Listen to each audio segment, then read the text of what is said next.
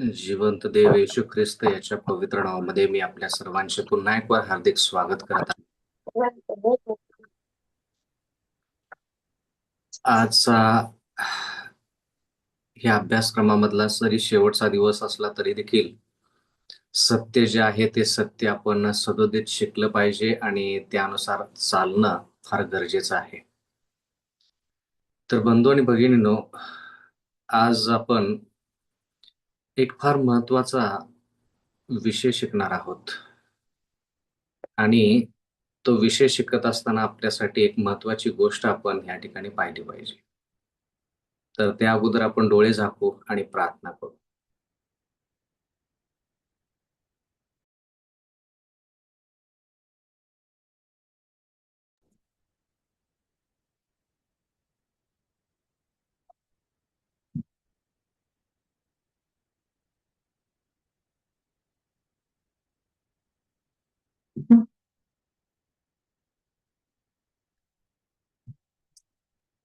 स्वर्गातील महान सेनाधीश परमेश्वर देवा, आमच्या सर्वांचे उत्पन्न करता प्रभू, आज या सकाळच्या समय पुन्हा एक वार आम्ही तुमचं नाव याच्यासाठी घेत आहोत कारण की आम्हाला सार्वकालिक जीवन हवं आहे. सार्वकालिक जीवन तुमच्याकडून येतं कारण की तुम्ही सार्वकालिक आहात. आणि म्हणून आबा आणि बाबा म्हणून आम्ही तुमच्याकडे विनंती करत आहोत की जे सत्य आम्ही शिकत आहोत ते सत्य फक्त ज्ञानापुरतं आम्ही न शिकता त्या सत्याचा आमच्या अंतःकरणावरती प्रभाव पडावा. आम्हाला माहित आहे की वेळ आमच्याकडे खूप कमी आहे आणि आम्ही असे किती संदेश ऐकावेत, आम्ही अशा किती प्रभात भक्त्या मध्ये सहभाग घ्यावा जेणेकरून आमचं अंतःकरण पूर्णपणे बदलेल, हा सर्वात मोठा प्रश्न आहे. म्हणून विनंती करत आहोत, आज जी संधी तुम्ही आम्हाला देऊ केलेली आहे ही संधी आम्हाला वारंवार मिळेल असंही नाही. म्हणून जी संधी मिळत आहे त्याचा आम्ही पुरेपूर फायदा करून घ्यावा जेणेकरून आम्हाला, आमच्या कुटुंबाला, आमच्या मंडळीला, समाजाला आणि जे लोक अंधारामध्ये आहेत, सत्यामध्ये नाहीत, त्यांना देखील सार्वकालिक जीवनाची ओढ लागेल आणि त्यांना देखील सार्वकालिक जीवन. आतापर्यंतचा जो अभ्यासक्रम आहे तो तुमच्या पवित्र आत्म्याच्या मार्गदर्शनाखाली व्यवस्थित झालेला आहे. शेवटचा जरी संदेश असला तरी देखील आम्हाला हीच विनंती आहे की तुम्ही आज आमच्या अंतःकरणामध्ये कार्य करा. जर एखादं तुमचं लेकरू ह्या ठिकाणी सातत्याने येत असेल आणि आतापर्यंतच्या अभ्यासक्रमाद्वारे त्याच्या अंतःकरणामध्ये बदल घडून आला नसेल, तर विनंती करत आहोत का की हा शेवटचा संदेश याच्या कर्वे तुम्ही प्रत्येकाचं अंतःकरण, विशेष करून त्या लेकराच्या अंतःकरणाला स्पर्श करा जेणेकरून ह्या संदेशाद्वारे आम्हाला एवढंच फक्त कळणार नाही की आम्ही शेवटच्या काळामध्ये आहोत, आम्हाला हेही कळेल की आमचं तारण जे आहे, कृपेचा काळ जो आहे, तो कृपेचा काळ आमच्यासाठी संपत येत आहे. सर्व गोष्टी आम्ही तुमच्या अधीनात स्वाधीन करत आहोत कारण की नम्र प्रार्थना येशूच्या नावे मागतो म्हणून तुम्ही ऐका. आमेन.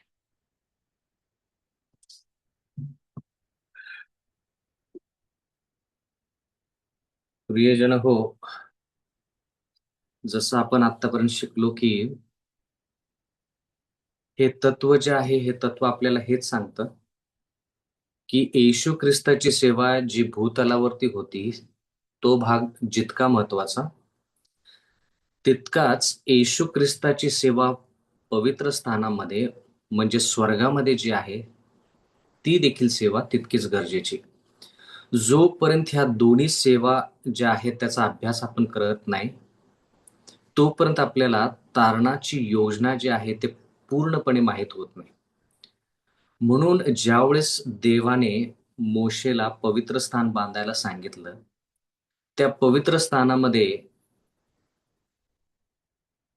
ज्या ज्या गोष्टी, ज्या ज्या वस्तू वापरल्या गेलेल्या आहेत, त्या सर्व गोष्टीचा आपल्याला अनुभव घडला पाहिजे आणि त्या सर्व वस्तू ज्या आहेत त्या येशू ख्रिस्ताला दर्शवतात. बंधू आणि भगिनींनो, या पवित्र स्थानाविषयी आपण अभ्यास करत असताना आपण पाहिलं की ज्या ज्या वेळेस पापी पाप करत असे त्या त्यावेळेस तो कोकरू घेऊन दर्शन मंडपामध्ये म्हणजे पवित्र स्थानामध्ये ते दर्शन मंडपाचं जे दरवाजा आहे त्या ठिकाणी यायचा आणि त्या ठिकाणी पापाची कबुली करून ते कोकरू वधायचं. मग ते रक्त जे आहे ते याजक घेऊन जात असत आणि ते अंतरपट म्हणजे पवित्र स्थान आणि परमपवित्र स्थान ह्या पडद्यावरती ते शिंपडत असत 7 वेळेस. याजक परत येत असे, पाप्याला म्हणत असे की तू पूर्णपणे दोषमुक्त नाहीस. परत एकदा, तू पूर्णपणे दोषमुक्त नाहीस का? फक्त तुझं पाप कोकऱ्यावरती गेलेलं आहे, म्हणजे तू पापापासून वेगळा झालेला आहेस. तुला पापाची क्षमा नक्कीच मिळालेली आहे. तुला पवित्रता नक्कीच मिळालेली आहे. पण जे पाप पवित्र स्थानामध्ये आहे, ते पाप अजून शुद्ध झालेलं नाही. ते पाप पडद्यावरती अजून आहे. जा, परत पाप करू नको. ही सेवा जी आहे, ही सेवा दैनंदिन दिवसामध्ये होत असे. पण वर्षातून एकदाच एक सेवा होत असे आणि त्या सेवेचं नाव आहे पवित्र स्थानाचे शुद्धीकरण. त्या दिवशी काय होत असे की याजक जो आहे तो स्वतःसाठी, स्वतःच्या घराण्यासाठी, पवित्र स्थानासाठी आणि पूर्ण इस्रायल लोकांसाठी प्रायश्चित करत असे. म्हणून त्या दिवसाला प्रायश्चिताचा दिवस म्हटलेला आहे. वर्षातून एकदा. तो दिवस 7वा महिना 10वा दिवस असायचा. पूर्ण वर्षामध्ये 7वा महिना 10वा दिवस, एकच दिवस, प्रायश्चिताचा दिवस. त्या दिवशी कोणताही पापी पाप करू शकत नाही, कोकरू घेऊन येऊ शकत नाही. का? कारण की याजक त्या दिवशी त्याचं पाप किंवा ते कोकऱ्याचं रक्त स्वीकारण्यासाठी त्या दर्शन मंडपाच्या दरवाजाशी कधी नसत.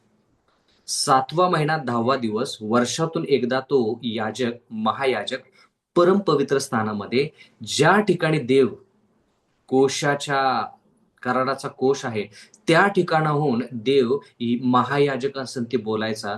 म्हणून महायाजक कोणतंही कोकरू पापार्पणासाठी स्वीकार करण्यासाठी त्या दर्शन मंडपाच्या दरवाजाशी नसत. म्हणून कोणताही पापी त्या दिवशी पापाचं प्रायश्चित किंवा पापाची कबुली करण्यासाठी त्या ठिकाणी येऊ शकत नाही.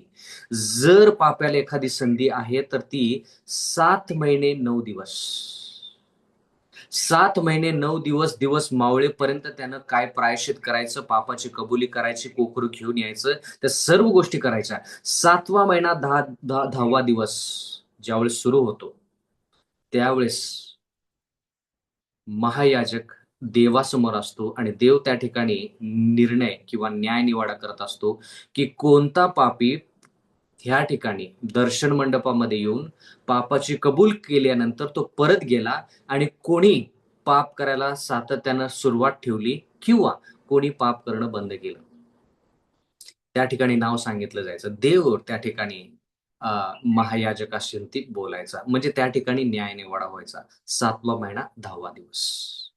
तर बंधू आणि भगिनींनो, देवाच्या वचनामध्ये आपण असं पाहतो, जर आपण या गोष्टीचा अभ्यास केला तर दैनंदिन दिवसाची जी सेवा आहे, ती दैनंदिन दिवसाची सेवा लेवी याचा 4था अध्याय. साधं सोपं गणित. वार्षिक जी सेवा आहे, 7वा महिना 10वा दिवस म्हणजे न्याय निवाडाचा दिवस जुन्या करारामध्ये, तो जर अभ्यास करायचा असेल तर लेवी याचा 16वा अध्याय. तर लेवी याच्या 16व्या अध्यायामध्ये जर तुम्ही विशेष करून 29व वचन वाचलं तर काय लिहिलंय? 7वा महिना 10वा दिवस, वर्षातून एकदा, न्याय निवाडाचा दिवस. तुमच्यासाठी हा निरंतराचा विधी असावा. 7व्या महिन्याच्या दशमीस म्हणजे 7व्या महिन्याच्या 10व्या दिवशी तुम्ही आपल्या जीवास दंड करावे. का दंड करावे?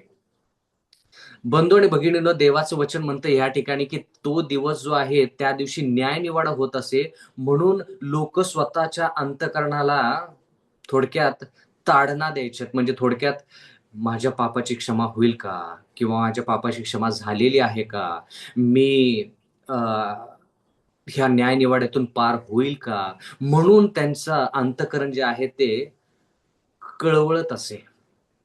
एवढंच नाही, त्या दिवशी कसले काम करू नये, म्हणजे त्या दिवशी लोकांचं पूर्ण लक्ष न्याय निवाड्याकडे असायचं. कारण की न्याय निवाड्यातून जर पार पडलो तर मी ह्या इस्रायल लोकांमध्ये राहू शकतो. जर मी न्याय निवाड्याच्या दिवसामध्ये पापामध्ये माझा माझं आयुष्य असेल आणि मी न्यायनिवाड्याच्या दिवसामध्ये पार झालो नाही, तर जुन्या करारातल्या नियमानुसार त्या व्यक्तीला इस्रायल लोकातून बहिष्कृत केलं जायचं. इस्रायल लोकातून बहिष्कृत केलं जायचं. म्हणून त्या दिवशी कोणीही कामकाज करत नसत. ते म्हणायचे, कामकाज परत कधीतरी करू, उद्या करूया. पण आज न्यायनिवाड्याचा दिवस आहे, काय माझा निकाल लागतो, न्यायाधीश माझा काय निकाल लावतो, काय निर्णय लावतो, याच्याकडे सर्वांचं लक्ष असायचं. मग इथं लिहिलंय, मग तो स्वदेशी असो किंवा तुमच्यामध्ये राहणारा परदेशी असो. 30 वचन, कारण त्या दिवशी तुम्हाला शुद्ध करावे. बघा, शुद्धीकरण, तुम्हाला शुद्ध करावे म्हणून तुमच्यासाठी प्रायश्चित करण्यात येईल.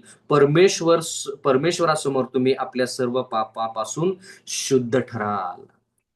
म्हणून बंधू आणि भगिनींनो, जेवढं क्रुसावरती येशू ख्रिस्त, वेदी जी आहे ती येशू ख्रिस्ताच्या क्रुसाला दर्शवते. ती वेदी येशू ख्रिस्ताच्या क्रुसाला दर्शवते. त्याच वेदीवरती कोकरू प्रत्येक वेळेस पापी पाप करायचा ना, ते कोकरू त्या ठिकाणी वधलं जायचं आणि अर्पण दिलं जायचं. ते कोकरू येशू ख्रिस्ताला दर्शवतं. म्हणून येशू ख्रिस्तानं जी सेवा या भूतलावरती पूर्ण केली, कोणती? भूतलावरची सेवा. म्हणजे त्यानं पाप तुमचं आणि माझं स्वतःवरती घेतलं एका अटीवर. तुमचं आणि माझं मृत्यू, तुमचं आणि माझं पापमय आयुष्य स्वतःवरती एका अटीवरती घेतलं, आणि ती अट म्हणजे तुम्ही आणि मी त्याचं पवित्र आयुष्य घ्यायचं, त्याचं आयुष्य घेऊन ते पवित्र जगायचं, ह्या अटीवरती. म्हणून क्रुसावरती तुम्हाला आणि मला पापापासून मुक्तता मिळते, आपल्याला शुद्धीकरण म्हणजे पवित्र अंतःकरण मिळतं. पण न्यायनिवाडा जोपर्यंत होत नाही, तोपर्यंत तुम्हाला आणि मला तारण मिळत नाही. म्हणजे देव काय करत आहे, आपल्याला एका कृपेच्या काळामध्ये पाठवत आहे, म्हणत आहे की ठीक आहे, जोपर्यंत न्याय होत नाही ना, जोपर्यंत न्यायनिवाडा होत नाही, तोपर्यंत तू आणि मी, म्हणजे तुम्ही आणि मी कसं आयुष्य जगतो हे देवाला पाहायचं आहे. फक्त पापाची कबुली केली म्हणून आपण पवित्र झालो असं होत नाही बंधू आणि भगिनींनो. पापाची कबुली करायची, पवित्रता मिळवायची, म्हणजे देव देतो पवित्रता, पण ती पवित्रता टिकवून ठेवली पाहिजे. कधीपर्यंत?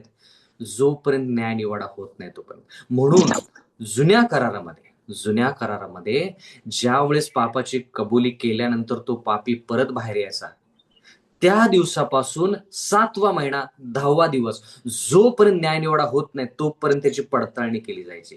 तो पवित्र आयुष्य जगतो का पाप करतो. जर त्यानं पाप केलं 7 महिने 9 दिवसामध्ये, तर परत त्यानं कोकूर घ्यायचं, परत पापाची कबुली करायची, परत तो याजक ते कोकऱ्याचं रक्त घ्यायचा, परत ते पडद्यावरती शिंपडायचा, परत यायचा, जा परत पाप करू. परत जाऊन त्यानं पाप केलं, परत तेच करायचं. ह्या सर्व गोष्टी 7 महिने 9 दिवस व्हायच्या. पण 7वा महिना 10वा दिवस कोणत्याही प्रकारचं पाप किंवा कोणत्याही प्रकारचं अर्पण त्या ठिकाणी स्वीकार केलं जात नसे. का? कारण की महायाजक फक्त त्या दिवशी न्यायनिवाडा करायचा. तर आता ह्या सर्व गोष्टी आपण आपल्यासाठी आज का उपयुक्त आहेत ते आपण शिकत आहोत. म्हणून बंधू आणि भगिनींनो, पवित्र स्थानाचा अभ्यास करत असताना दानिएल या पुस्तकामध्ये आपण वाचलं की ज्या वेळेस 4 देश दाखवण्यात आले, बाबिलोन, मेदी पारशी, ग्रीस, रोम, रोमचे 2 भाग, मूर्तिपूजक रोम किंवा विधर्मी रोम आणि आध्यात्मिक रोम म्हणजे पोप किंवा रोमन कॅथलिक मंडळी, हा दुसरा भाग. तर ज्या वेळेस रोमन कॅथलिक मंडळीविषयी दर्शनामध्ये दानिएलाला दाखवण्यात आलं, त्याच वेळेस न्यायसभा भरली. म्हणजे न्यायसभा ज्यावेळेस भरते त्यावेळेस रोमन कॅथलिक मंडळी जी आहे ती या जगाला न्यायसभेपासून विचलित त्यांचं मन कसं करते, हा मुख्य भाग आहे. म्हणून आपण त्या ठिकाणी वाचलं की 2300 दिवस मग पवित्र स्थान शुद्ध होईल. म्हणजे पवित्र स्थानाचं शुद्धीकरण जे आहे, त्या पडद्यावरती जे पाप रक्ताच्या द्वारे शिंपडण्यात आलेले आहे, ते पाप जे पडद्यावरती गेलेलं आहे ना, त्या पडद्याचं शुद्धीकरण होणं फार गरजेचं आहे. आणि ते शुद्धीकरण कधी होईल? 2300 दिवस मग पापाचं किंवा पवित्र स्थानाचं शुद्धीकरण होईल. 2300 दिवस म्हणजे 2300 वर्ष. भविष्यवाणीमध्ये 1 दिवस म्हणजे 1 वर्ष. तर ते 2300 वर्ष कधी सुरू झाले? ज्यावेळेस यरुशलेम बांधण्यात आलं. एज्राच्या काळामध्ये यरुशलेमचा जीर्णोद्धार करण्यात आला. 457 ह्या चित्रामध्ये तुम्हाला दिसत आहे 457 ख्रिस्तपूर्व. त्यावेळेस 2300 दिवसाची सुरुवात झाली. पण त्याच्यामध्ये 70 आठवड्याविषयी लिहिलेलं आहे. त्या 70 आठवड्यामध्ये 69 आठवडे त्याच्याविषयी लिहिलेले आहे. ज्यावेळेस 69 आठवडे पूर्ण होतील 457 पासून, त्यावेळेस येशू ख्रिस्त यार्दन नदीवरती बाप्तिस्मा घेईल. म्हणजे 27 इसवी सनला येशू ख्रिस्ताने यार्दन नदीवरती बाप्तिस्मा घेतला. त्याच्यानंतर एक आठवडा राहिलेला आहे, 17वा आठवडा. तो 17 आठवडा जो आहे त्याचं विभाजन केलेलं आहे. आठवड्याच्या मधीच म्हणजे 3.5 दिवसामध्ये, म्हणजे 3.5 वर्ष. एक दिवस म्हणजे एक वर्ष, 3.5 दिवस म्हणजे 3.5 वर्ष. त्या आठवड्याच्या मध्येच येशू ख्रिस्ताला वधलं जाईल असं दानिएल 9 मध्ये पाहिलं. म्हणजे 3.5 वर्षाची सेवा येशू ख्रिस्ताने केली. 27 इसवी सन पासून 31 इसवी सन पर्यंत देवाने, येशू ख्रिस्ताने सेवा केली. 31 इसवी सनला तो प्राणदेता झाला. तरी देखील त्यानं शिष्यांच्या द्वारे, प्रेषितांच्या द्वारे खूप लोकांशी करार केला, खूप लोकांना आपल्या संगती जवळ केलं. बरोबर 34 इसवी सनला काय झालं? 34 इसवी सनला 70 आठवडे पूर्ण झाले. 70 आठवडे पूर्ण झाले. म्हणजे त्या ठिकाणी त्यावेळेस स्तेफनला धोंडमार करण्यात आली. कारण की त्यानं देवाचा प्रचार केला आणि त्या ठिकाणी यहुदी लोक खूप त्याच्यावरती चिडले, रागावले. त्याने त्याला धोंडमार करून त्याला पूर्णपणे नष्ट केलं. त्याच वेळेस स्टेफननं आकाशाकडे पाहिलं, त्यावेळेस त्याला येशू ख्रिस्त पवित्र स्थानामध्ये दिसला. येशू ख्रिस्त कुठं दिसला? पवित्र स्थानामध्ये दिसला. म्हणजे थोडक्यात यहुदी लोकांचा कृपेचा काळ संपला. कधी? 70 आठवडे ज्यावेळेस पूर्ण झाले त्यावेळेस. यहुदी लोकांचा कृपेचा काळ संपला. कारण की 70 आठवडे दिले होते. पापाची समाप्ती करायची, पवित्रता आणण्यासाठी देवाच्या लोकांना त्या काळामध्ये 70 आठवडे दिले होते. 70 आठवडे म्हणजे 490 दिवस, म्हणजे 490 वर्ष दिले होते. 490 वर्ष. कमी वेळ नाहीये तो. पण ज्यावेळेस देवाच्या लोकांनी स्तेफनला धोंडमार करण्यात आली, देव म्हणाला आता की सुवार्ता सांगण्याचं कार्य आता फक्त यहुदी लोकच नाही, तर आता जे लोक यहुदी नाहीत ते लोक देखील करतील. म्हणून सुवार्ता तुम्ही आणि मी आज सांगू शकतो. तर 2300 दिवसाची जी भविष्यवाणी आहे ती 457 ख्रिस्तपूर्वला सुरू झाली. संपली कधी? 1844, 22 ऑक्टोबर 1844 ला ती 2300 दिवसाची भविष्यवाणी समाप्त झाली. म्हणजे पवित्र स्थानाला, शुद्धीकरणाला सुरुवात झाली. 22 ऑक्टोबरला येशू ख्रिस्त पवित्र स्थानातून परमपवित्र स्थानामध्ये गेला. वर्षातून एकदा तो महायाजक न्यायनिवाडा करण्यासाठी परमपवित्र स्थानामध्ये जायचा जुन्या करारामध्ये. 7वा महिना 10वा दिवस. तसंच त्या लोकांसाठी जो 7वा महिना 10वा दिवस आहे तो आपल्यासाठी 22 ऑक्टोबर 1844 इसवी सन पासून तो 7वा महिना 10वा दिवस सुरू झालेला आहे. म्हणजे शुद्धीकरण जे आहे पवित्र स्थानाचं ते सुरू झालेलं आहे बंधू आणि भगिनी. म्हणून देवाचं वचन त्या काळातल्या लोकांना म्हणायचं की तुम्ही तुमचं लक्ष न्यायनिवाड्याकडे लावा. तसं आज आपण 22 ऑक्टोबर 1844 इसवी सन पासून आपण आपलं अंतःकरण जे आहे त्याला दंड दिला पाहिजे, जीवाला दंड दिला पाहिजे, आपलं लक्ष न्यायनिवाड्याकडे पाहिजे. तर ह्या सर्व गोष्टी ज्या आहेत त्या सर्व गोष्टी एका दृष्टांताद्वारे आपण पाहूया. मत्तय याचा 18वा अध्याय. बंधू आणि भगिनींनो, माझी इच्छा आहे की आपण सर्वजण मत्तयाच्या 18व्या अध्यायाकडे जावं. मत्तयाचा 18वा अध्याय आणि 21वं वचन. काय शिकत आहोत आपण? हे पवित्र स्थानाचं जे शुद्धीकरण आहे त्याच्याविषयी आपण दृष्टांताद्वारे शिकत आहोत. मत्तय 18:21. तेव्हा पेत्र त्याच्याकडे म्हणजे येशू ख्रिस्ताकडे येऊन म्हणाला, प्रभूजी, माझ्या भावाने किती वेळा माझा अपराध केला असता मी त्याला क्षमा करावी? 7 वेळा काय? पेत्र साधा प्रश्न विचारत आहे. माझ्या बंधूला मी किती वेळेस माफ करावं? 7 वेळेस करावं का? 7 परिपूर्णतेला दर्शवतो. येशू त्याला म्हणाला, 7 वेळा असे मी तुला म्हणत नाही, तर 7च्या 70 वेळा. म्हणजे 7च्या 70 वेळेस म्हणजे 490 वेळेस फक्त का? नाही.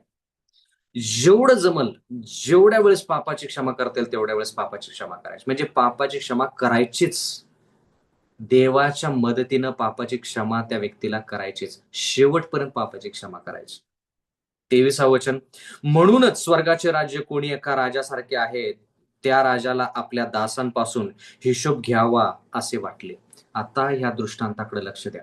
साध्या सोप्या मराठमोळी भाषेमध्ये पवित्र स्थान जे आहे त्या सर्व गोष्टीचा सारांश मी तुम्हाला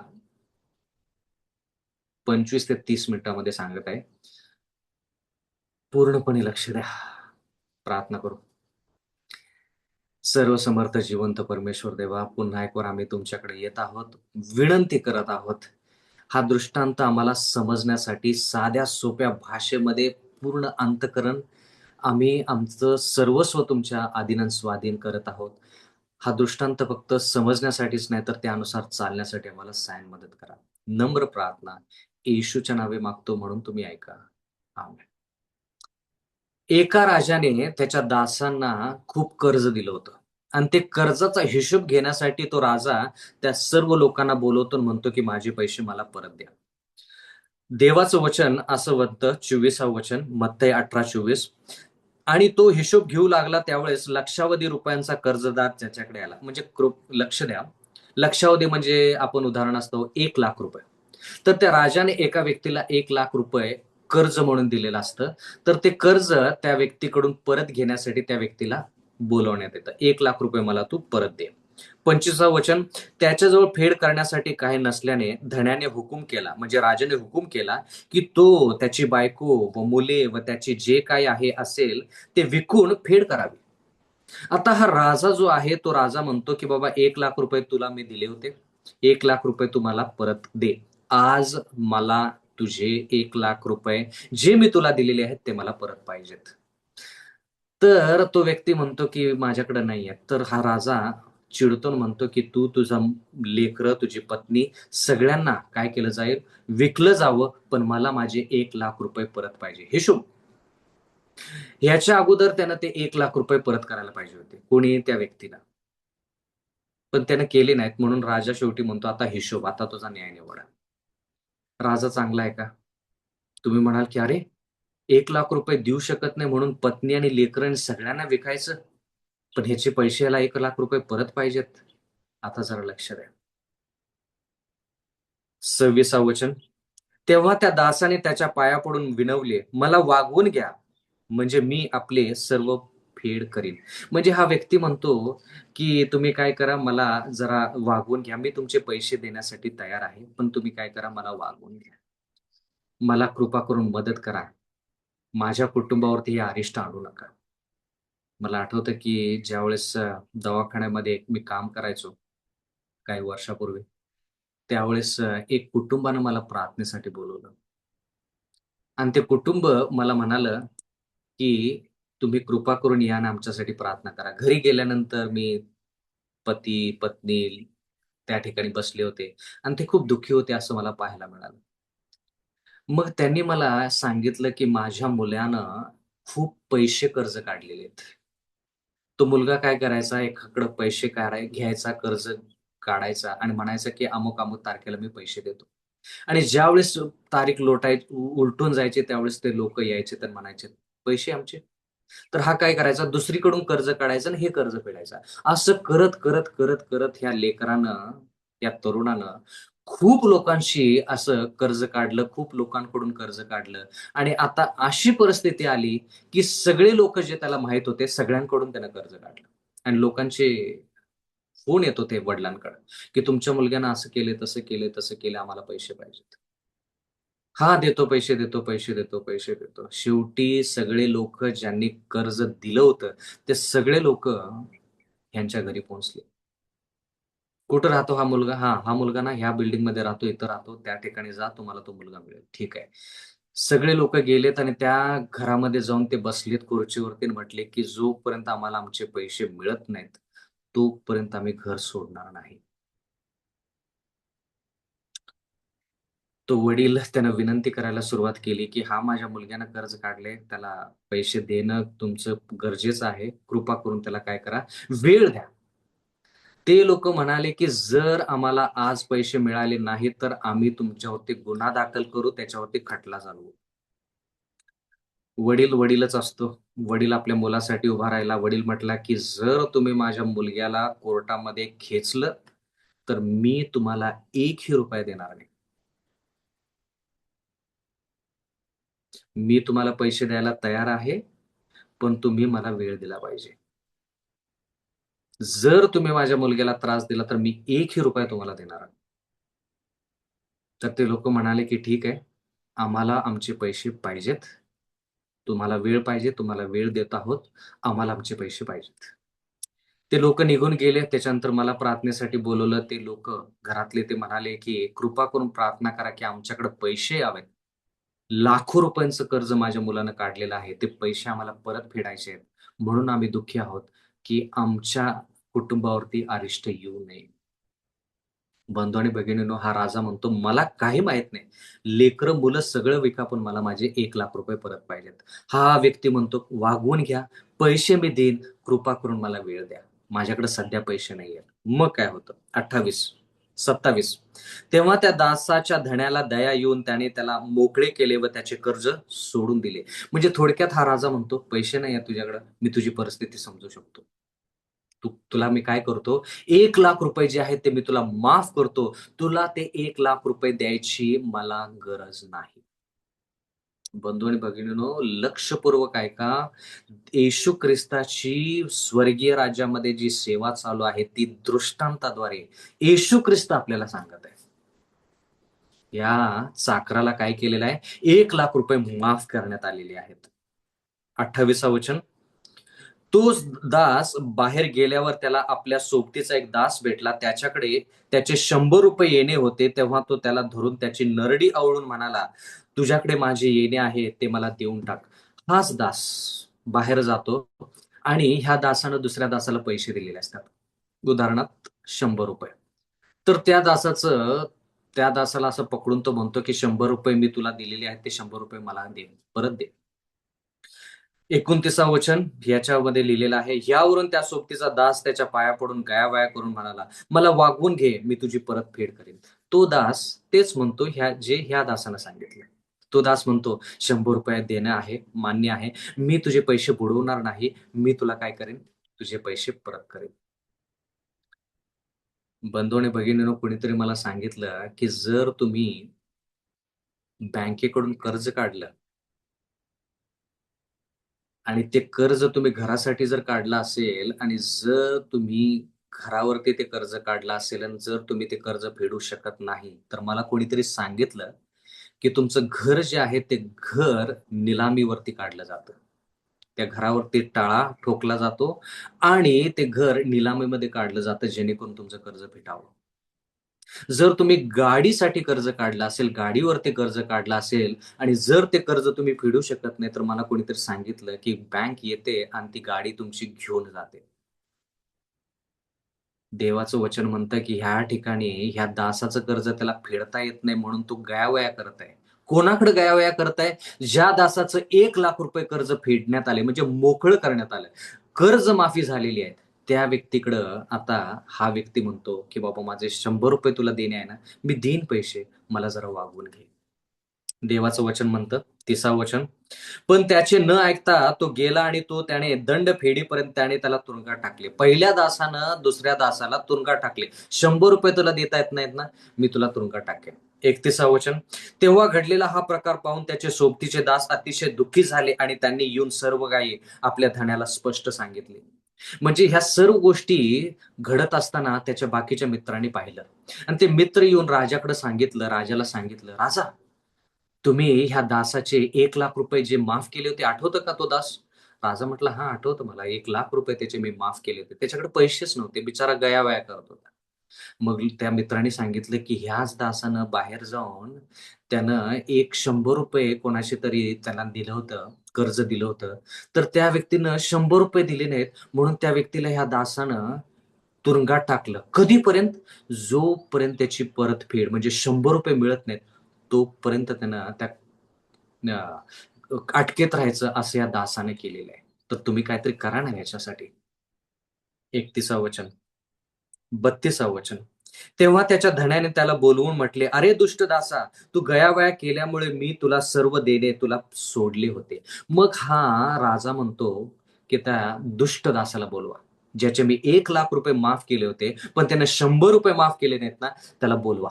त्याला बोलवण्यात येतं आणि मग हा राजा म्हणतो, 1,00,000 रुपये तुझे मी माफ केले होते. 1,00,000 साधी गोष्ट नाही बंधू आणि भगिनी. थोडक्यात हा राजा म्हणत आहे, 1,00,000 माफ केलं होतं तुला. म्हणजे 1,00,000 पाप जे आहेत ते मी तुला माफ केले होते. पण ज्या व्यक्तीनं तुझ्या विरुद्ध 100 पाप केले, ते 100 पाप तू माफ केलेले नाहीस.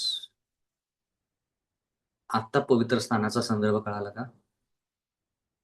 1,00,000 पाप ह्या राजानं, ह्या धन्यानं तुझे माफ केले होते, पण तू 100 पाप ज्या व्यक्तीनं तुझ्या विरुद्ध केले, 100 पाप तू माफ करू शकला नाहीस.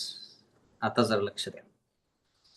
33 वचन, मी जशी तुझ्यावर दया केली तशी तू आपल्या सोबतीच्या दासावरती दया करायची नव्हतीस का? म्हणजे 1,00,000 मी माफ केलेला आहे, तू 100 माफ करू शकला नाहीस का? मग त्याच्या धण्याने त्याच्यावर रागवून तो सर्व देणे फेडीपर्यंत त्याला हालहाल करण्याच्या हाती दिले. म्हणजे आता 1,00,000 रुपये आता ह्या दासावरती परत परत फिरले. का? 100 रुपये माफ केले नाहीत. मग म्हणून ह्या राजानं काय सांगितलं, आता जे 1,00,000 रुपये माफ केले होते ना, आता जसं तू तुझ्या त्या सोबतीच्या दासाला वागवलंस, तसंच मी आता तुला वागवलं. काय करेन? आता 1,00,000 रुपये जे तुझे माफ केले होते, आता तू त्याची परतफेड करायचीस. म्हणजे 1,00,000 रुपये तुझ्यावरती आता परत फिरणार. काही न बोलता एजेकिएल याचा 18वा अध्याय. काही न बोलता एजेकिएल याचा 18वा अध्याय.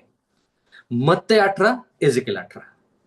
आता एजेकिएल 18 याचा एजेकिएल याचा 18वा अध्याय आणि 20 वचन काय लिहिलंय? जो जीवात्मा पाप करील तोच मरेल. मुलगा बापाच्या पातकाचा भार वाहणार नाही आणि बाप मुलग्याच्या पातकाचा भार वाहणार नाही. नीतिमानाला त्याच्या नीतिमत्तेचे फळ मिळेल, दुष्टाला त्याच्या दुष्टतेचे फळ मिळेल. 21. तथापि दुष्टाने आपल्या केलेल्या सर्व पापापासून परावृत्त होऊन माझे सर्व नियम पाळले, तो नीतीने व न्यायाने वागला, तो खात्रीने वाचेल, मरायचा नाही. 22 वचन, त्याने केलेले कोणतेही अपराध त्याच्या हिशोबी धरले जाणार नाहीत. त्याने केलेल्या नीतिमत्तेमुळे तो वाचेल. आता जरा लक्ष द्या. दुष्ट व्यक्तीविषयी लिहिले. दुष्ट व्यक्तीने जर प्रायश्चित केलं, दुष्ट व्यक्तीने पापापासून परावृत्त झाला, तेच लिहिलं ना. दैनंदिन दिवसाची जी सेवा आहे, तो पापी कोकऱ्याला घेतो आणि पापापासून परावृत्त होण्यासाठी कोकऱ्यावरती, डोक्यावरती हात ठेवून पापाची कबुली करतो. म्हणजे काय?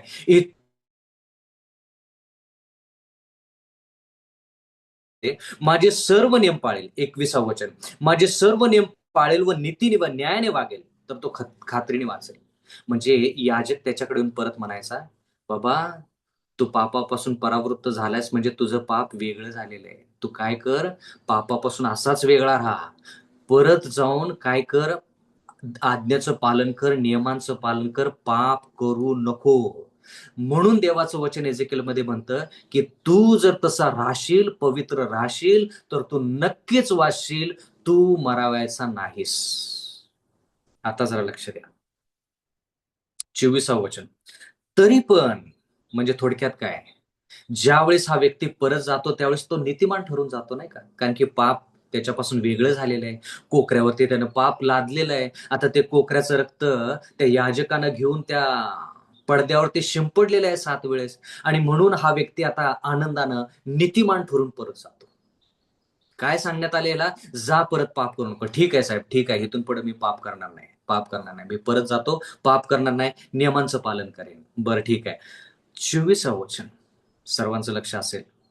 24 वचन, तरी पण नीतिमान आपली नीतिमत्ता सोडून दुष्कर्मे करू लागला व दुष्टाचे सर्व अमंगळ आचरणा प्रमाणे वागू लागला, तर तो वाचावा काय? त्याने केलेले सर्व नीतिमत्ता जम्यास धरण्यात येणार नाही. त्याने केलेला भ्रष्टाचार, त्याने केलेलं पाप, ह्यामुळे तो मरेल.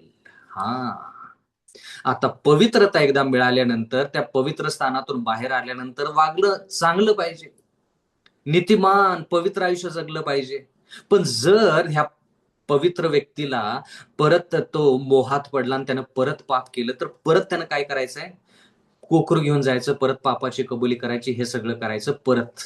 सगळं परत, लग्न परत, सगळं सगळं सगळं परत. हे कधीपर्यंत? 7 महिने 9 दिवस, जुन्या काळाप्रमाणे 7 महिने 9 दिवस. पण 7वा महिना 10व्या दिवसापर्यंत तो जर पवित्र, म्हणजे 7वा महिना 10वा दिवस, न्याय निवाड्यापर्यंत त्यानं पवित्र राहायचं, असं देवाचं वचन म्हणतं. त्यानं पाप करायचं नाही. पण जर त्यानं जाऊन पाप केलं आणि 7 महिने 9 दिवसाच्या आत परत येऊन त्यानं पापाची प्रायश्चित केलं नाही, कोकरू घेऊन आला नाही, पापापासून वेगळा झाला नाही, तर 7व्या महिन्यात 10व्या दिवशी त्याचा न्याय निवाडा होत असेल आणि तो व्यक्ती दोषी ठरत असे. दोषी ठरला त्याला इस्रायल लोकातून बहिष्कृत केलं जायचं. म्हणजे त्याच्याकडे कृपेचा काळ कधीपर्यंत? 7 महिने 9 दिवस. 7वा महिना 10वा दिवस कृपेचा काळ नाही. 7वा महिना 10वा दिवस न्याय निवाडाचा काळ आहे. ज्यावेळेस त्याची फाईल उघडली जाईल 7व्या महिन्यात 10व्या दिवशी, जर तो पवित्र असेल तर त्याला बहिष्कृत केलं जाणार नाही. जर तो पापी ठरला तर त्याला बहिष्कृत केलं जाईल. म्हणून बंधू आणि भगिनींनो, जरा लक्ष द्या. इथं लिहिलंय की ज्या गोष्टी त्यानं चांगल्या केल्यात नाही, त्या सर्व गोष्टीचा हिशोब घेतला जाणार नाही. पण ज्या त्यानं वाईट गोष्टी केल्यात ना, त्याचा हिशोब न्याय निवाड्याच्या दिवशी होईल. पण जरा लक्ष द्या. देवाचं वचन म्हणतं, 26वं वचन, कोणी नीतिमान आपली नीतिमत्ता सोडून दुष्कर्म करतो तर तो मरतो, तर तो आपण केलेल्या दुष्कर्मानेच मरतो. 27, दुर्जन आपण केलेल्या दुष्टायापासून परावृत्त होऊन न्यायाने व नीतिमानाने वागेल तर तो आपला जीव वाचवेल. पण आता जीव वाचवेल किंवा तो जीव गमावेल हे कुठं ठरतं? 7 महिने 9 दिवसामध्ये ठरत नाही ते. 7वा महिना 10वा दिवस जो आहे, जो न्याय निवडाचा दिवस आहे, त्या दिवशी ठरतं की हा व्यक्ती वाचेल का हा व्यक्ती मरेल. म्हणून बंधू आणि भगिनींनो, तो न्याय निवाडाचा दिवस तुमच्यासाठी आणि माझ्यासाठी 22 ऑक्टोबर 1844 इसवी सनला सुरू झालेला आहे. म्हणजे तुम्ही आणि मी पापामध्ये आज राहू शकत नाही.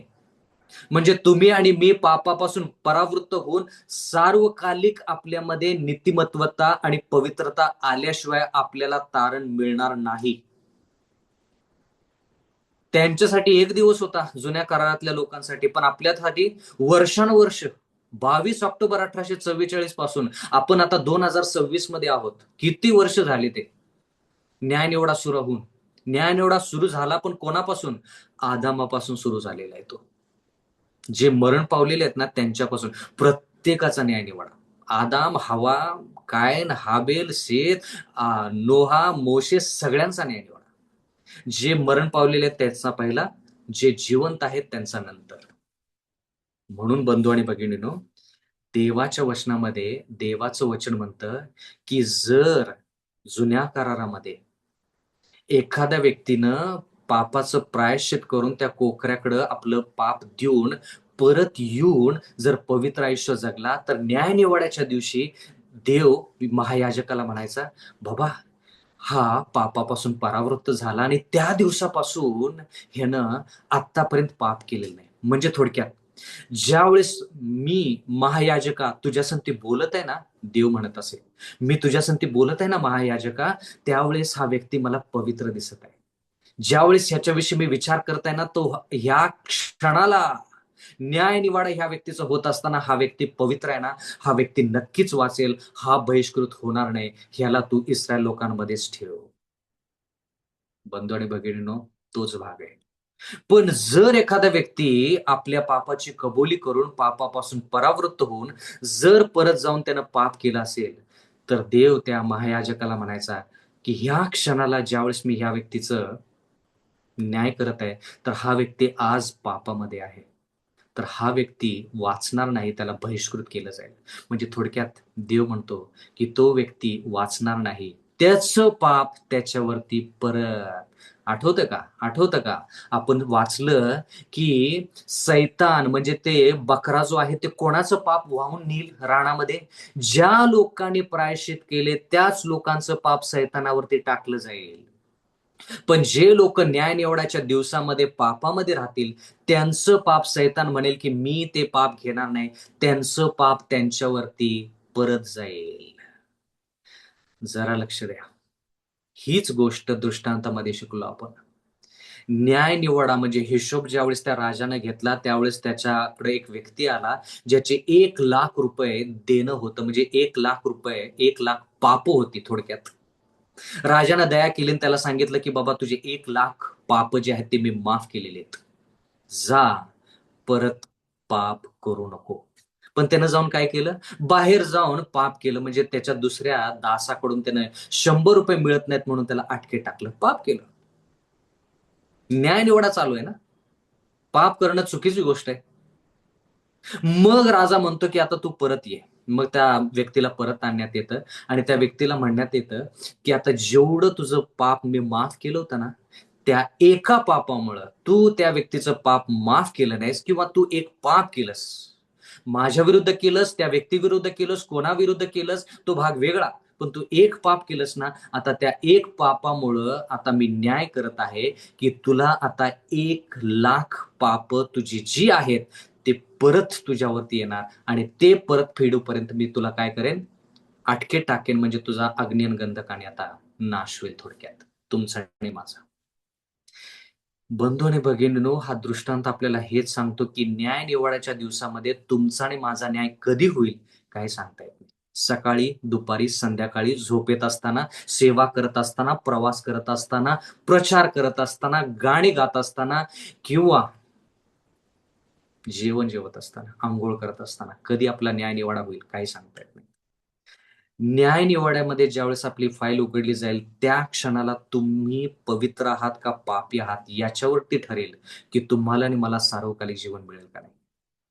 22 ऑक्टोबर 1844 पासून हा न्याय निवाडा सुरू आहे. म्हणून सैतान काय करत आहे? तुमचं आणि माझं लक्ष ह्या न्याय निवाड्याकडे लागू नये. जुन्या करारामध्ये लोक काय करायचे? काम करत नसत त्या दिवशी. त्यांचं पूर्ण लक्ष न्याय निवाड्याकडे. कोणी जर म्हटलं ना त्याला, चल आपण आज हॉटेलमध्ये जाऊन जेऊया, तो म्हणत असे की बाबा नाही, मेजवानी करायची ना, आज नाही, 7वा महिना 10वा दिवस न्याय निवाड्याचा दिवस आहे, उद्या जाऊया ना. एकदा जर माझं न्याय निवाड्यातून मी पार झालो, चांगली मेजवानी ठेवूया उद्या, पण आज नाही. तसं तुमचं माझं पाहिजे.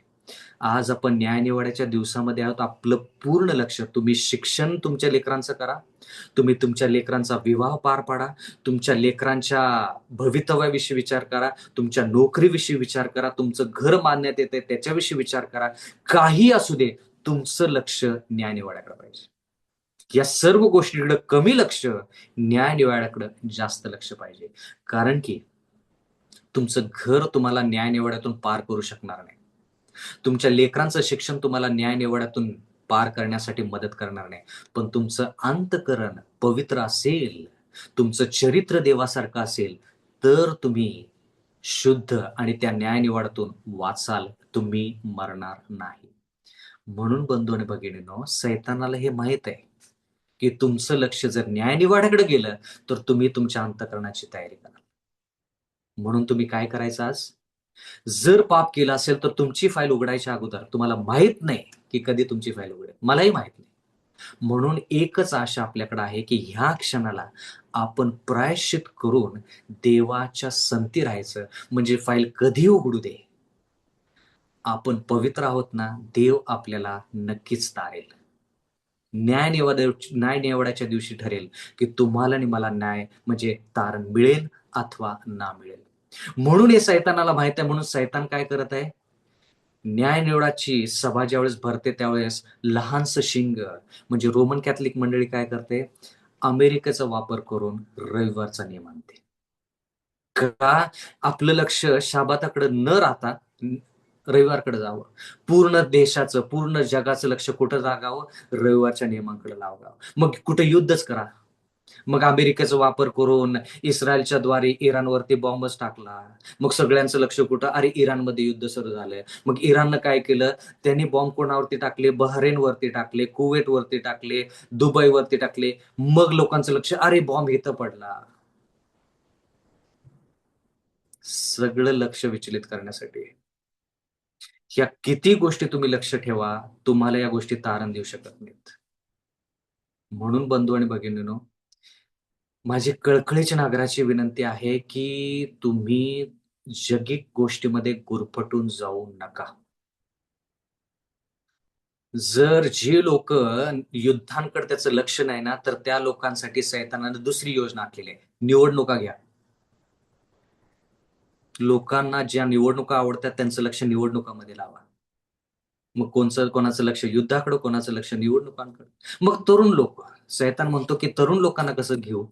न्याय निवडाकडे लक्ष लागायला नको त्यांचं.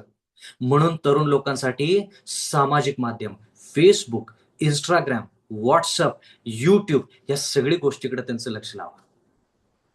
बंधू आणि भगिनींनो, तुम्हाला माहीत नसेल, की किती प्रार्थना आई-वडील माझ्याकडे पाठवतात आणि म्हणतात, की माझं लेकरू शिक्षणाकडे कमी लक्ष, आध्यात्मिक गोष्टीकडे कमी लक्ष, मोबाईलमध्ये जास्त गुरफटलेलं आहे. प्रत्येक गोष्टीसाठी सैतानानं काय केलेलं आहे, या ठिकाणी योजना आखलेली आहे. हा व्यक्ती कुठं सापडेल, तो व्यक्ती कुठं गुरफटेल, तो व्यक्ती कुठं अडकेल. मग ते नाही तर रोगराई आणा. मग ह्या व्यक्तीचं रोगराई, त्या व्यक्तीचं आजारपण, त्या आजारपणाकडेच लक्ष, त्या आजारपणाकडेच लक्ष. शारीरिक गोष्टीपेक्षा आध्यात्मिक गोष्टीकडे लक्ष द्या. एखादा व्यक्ती शारीरिकरित्या दगावला तरी चालेल. माफ करा. व्यक्ती शारीरिकरित्या एखादा व्यक्ती दगावला तरी चालेल, पण तो आध्यात्मिकरित्या दगावता कामा नये.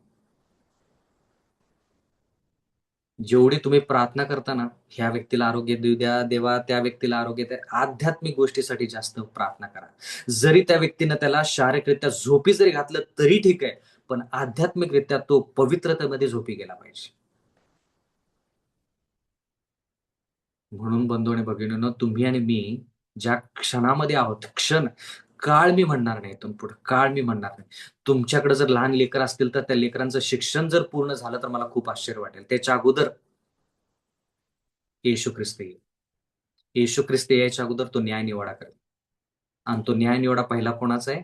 जीवित लोक जे आहेत, जिवंत लोक जे आहेत, त्यांच्यामध्ये पहिला न्याय-निवाडा. 1 पेत्र 4 अध्याय 17 वचनानुसार देवाच्या घरापासून न्याय-निवाडा जिवंत लोकांपैकी सुरू पहिला देवाच्या लोकांचा होईल. म्हणजे सेव्हन्थ डे ॲडव्हेंटिस्ट मंडळीचा पहिला न्याय-निवाडा. मग बाकीच्या मंडळीचा, मग बाकीच्या धर्माच्या लोकांचा. पहिला कृपेचा काळ जर संपेल, तर तुमच्यासाठी आणि माझ्यासाठी. महत्वाचं वाक्य सांगत आहे. लक्षपूर्वक सगळ्यांनी या वचनाकडे लक्ष द्या. ज्यावेळेस रविवारचा नियम लागू होईल ना, त्या काळामध्ये सेव्हन्थ डे ॲडव्हेंटिस्ट लोकांचा, त्या काळामध्ये मी वेळ ठरवत नाही, पण त्या काळामध्ये, त्या वेळेमध्ये ज्यावेळेस रविवारचा नियम लागू होईल, त्या वेळेमध्ये सेव्हन्थ डे ॲडव्हेंटिस्ट लोकांचा कृपेचा काळ संपत आलेला आहे. हे तुम्हाला माहित पाहिजे. एलेन जी व्हाईट टेस्टमनीज म्हणजे मंडळीला सल्लामसलत ह्या 5व्या भागामध्ये आणि विशेष करून 80 आणि 81 पानावरती हे सांगत आहेत, की ज्यावेळेस रविवारचा नियम लागू होईल, त्या काळामध्ये सेव्हन्थ डे ॲडव्हेंटिस्ट लोकांचा कृपेचा काळ संपत येत आहे. हे लोकांनी जाणून घेतलं पाहिजे. तारीख ठरवलेली नाही. तारीख मीही ठरवणार नाही. कारण की तारीख कोणालाच माहीत नाही. पण एवढं मला नक्की माहित आहे, की त्या काळामध्ये सेव्हन्थ डे ॲडव्हेंटिस्ट लोकांचा कृपेचा दरवाजा बंद होईल, ज्यावेळेस बाकीच्या मंडळींसाठी दरवाजा खुला होईल. जेणेकरून बाकीच्या लोकांनी सार्वकालिक जीवनामध्ये प्रवेश करावा. म्हणून जर तुम्ही आणि मी आज या क्षणाला पापामध्ये असेल, तर एक संधी देवाने आज पुन्हा एक वार दिलेली आहे. आपण आजच या पापापासून परावृत्त व्हावं, जेणेकरून देव म्हणेल, "जा परत पाप करू नको." आणि आपण पाप न करता आपण आपलं आयुष्य जगलं पाहिजे. रविवारचा नियम लवकरच लागू होईल, बंधू आणि भगिनी. जर रविवारचा नियम लवकरच लागू होणार आहे, तर कृपेचा काळ तुमच्यासाठी आणि माझ्यासाठी संपत आहे. खूप लोकं येशू ख्रिस्ताच्या दुसऱ्या आगमनासाठी वाट बघत आहेत, जेव्हा की त्यांचं लक्ष न्याय-निवाड्याकडे नाही. कसं येशू ख्रिस्ताची वाट बघू शकतो आपण? प्रियजन हो, मला माहित आहे की मी थोडा जास्त वेळ घेत आहे, पण ही संधी मला परत मिळेल का नाही माहीत नाही. हा संदेश तुमच्यापर्यंत परत पोहोचेल का नाही, एवढा अचूक तुमच्यापर्यंत पोहोचला तर फार चांगली गोष्ट आहे. कोणीतरी येऊन परत हा संदेश तुम्हाला सांगितलं तर फार चांगलीच गोष्ट आहे. परत एकदा मी सांगत आहे, कृपेचा काळ सेव्हन्थ डे ॲडव्हेंटिस्ट लोकांसाठी संपत आहे, कारण की रविवारचा नियम लवकर लागू होत आहे. म्हणून बंधू आणि भगिनींनो, 7 पिढा ह्या जगावरती यायची वाट बघू नका. 7 पिढा ज्यावेळेस येतील त्यावेळेस सगळ्या जगासाठी कृपेचा काळ संपलेला असणार आहे. पूर्ण जगासाठी. पण सगळ्यात पहिला नंबर तुमचा आणि माझा आहे. का? सत्य तुम्हाला आणि मला जास्त माहीत आहे. म्हणून तुम्ही आणि मी देवाच्या चरणी येऊया. जर तुमच्यापैकी कोणाची इच्छा असेल, की आज देव तुमच्या अंतःकरणासंती बोललेला आहे आणि देव म्हणत आहे, की या, तुम्ही माझ्याकडे या, पापाची कबुली करा, पापापासून वेगळे व्हा, जेणेकरून ज्यावेळेस न्यायनिवाडा होईल त्यावेळेस तुम्ही पवित्र असाल आणि त्या पवित्र आयुष्यामध्ये जगत असताना ज्यावेळेस मी तुमचा न्यायनिवाडा करेन, देव म्हणेल, की तुम्ही तारले जाल. किती जणांची इच्छा आहे? मला हात तुमचे बघायचे आहेत. जर तुम्ही तुमच्या अंतःकरणासंती पवित्र आत्मा बोललेला आहे, तर कृपा करून तुम्ही तुमचे हात वर करून तुम्ही सांगा, की देवा मला आज पापापासून परावृत्त व्हायचंय. ही संधी मला परत मिळणार नाही. कृपेचा काळ माझ्यासाठी, माझ्या मंडळीसाठी, कुटुंबासाठी समाप्त होत आहे. म्हणून मला आज या क्षणाला प्रायश्चित करायचंय. पूर्णपणे माझा अंतःकरण तुला द्यायचंय. किती जणांची इच्छा? ही जर तुमची इच्छा आहे, तर आपण डोळे झाकू, प्रार्थना करू. सर्वसमर्थ जिवंत परमेश्वर देवा, आम्ही कृपेच्या काळामध्ये जरी असलो तरी न्याय निवडायच्या काळामध्ये आहोत. हा न्याय निवडा आमचा कधी होईल हे आम्हाला देखील माहीत नाही. आणि म्हणून जसं आम्ही दृष्टांतामध्ये पाहिलं, की आम्ही पहिल्या दासाप्रमाणे न राहता, ज्याचं पाप क्षमा केलं होतं. पण त्यानं जाऊन परत पापामध्ये तो पडला, तो भुरळ त्याच्यावरती आली. त्यानं पाप केलं आणि त्याच्यामुळं त्याचं पाप सगळं जेवढं माफ झालं होतं, तेवढं सगळं परत त्याच्यावरती आलं. आम्हाला माहीत आहे. न्यायनिवाडाच्या दिवसामध्ये आम्ही आहोत आणि जे लोकं प्रायश्चित करतील त्यांचंच पाप सैतानावरती टाकलं जाईल. इतरांचं पाप त्यांच्यावरती परत येईल. जे पापी आयुष्य जगतील त्यांचं पाप त्यांच्यावरती परत येईल.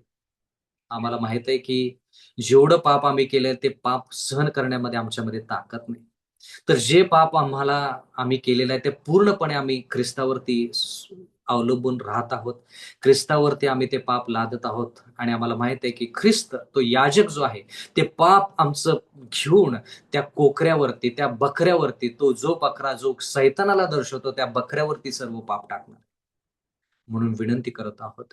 आमच्या सर्व पापांची आणि चुकांची दैनंदिन कृपेने क्षमाच फक्त करू नका, तर आम्हाला त्या पापापासून शुद्धता द्या.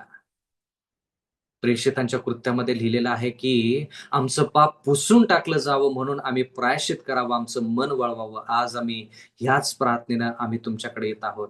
इथून पुढे आमची प्रार्थना फक्त हीच नाही, की आमच्या पापाची क्षमा मिळावी, पण आमचं पाप पुसून टाकलं जावं, आम्हाला शुद्धता मिळावी. ही आमची पापाची तुमच्याकडे याचना आहे. प्रार्थना विनंती करत आहोत. जितक्या लेकरांनी हात दाखवून निर्णय घेतलेला आहे, की त्यांच्या पापाची क्षमा करून त्यांना शुद्धता मिळावी. त्या निर्णयावरती तुम्ही शिक्कामोर्तब करा. आम्हाला पवित्र आयुष्य जगण्यासाठी मदत करा. आम्ही जगिक गोष्टीकडे लक्ष न देता, जसं जुन्या काळामधल्या लोकांनी पूर्णपणे न्यायनिवाडाच्या दिवसाकडे लक्ष दिलं, तसंच आम्ही आमच्या जीवाला दंड देऊन तुमच्याकडे लक्ष द्यावं. विनंती करत आहोत. सर्व गोष्टी ज्या आहेत त्या तुमच्या अधीनं स्वाधीन करत आहोत. जेणेकरून आम्हाला तारण मिळावं, आमच्या लेकरांना, आमच्या कुटुंबाला तारण मिळू दे, आमच्या मंडळीला तारण मिळू दे आणि आमच्याद्वारे इतरांना देखील तारण मिळू दे. कारण की नम्र प्रार्थना येशूच्या नावे मागतो म्हणून तुम्ही ऐका. आमेन.